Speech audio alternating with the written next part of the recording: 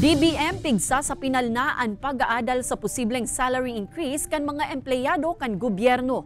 Nagkapirang obrero sa private sector, hurot man naliwat na mapag-adalan ang presenteng daily minimum wage na dahi na subuot nakakapantay sa presyo kan mga barakalon. Tutukan sa report ni Chris Novelo.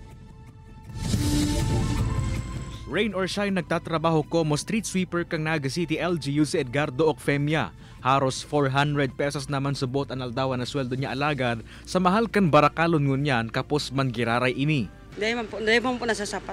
Kulang po talaga ang sahod. Hindi man sapat sa plural daw. Alagad ang mga siring ni Edgardo Ocfemia na empleyado kan gobyerno may manalao man ng aumento sa sweldo. Nagpapadago sa sinpig sa pinanakaya kan Department of Budget and Management ang pag-aadal sa compensation and benefits kan mga empleyado kan gobyerno.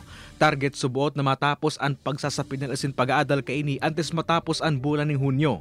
Daiman mali kaya na mapasana all kan security guard na si Flordante Briongos kan mabaritaan na may mangyayaring salary adjustment sa mga empleyado kan gobyerno.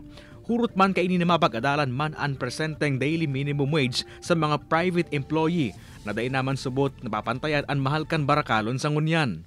Kung pwede pong madagdagan po, medyo talagang pero kapos man, pero kulang.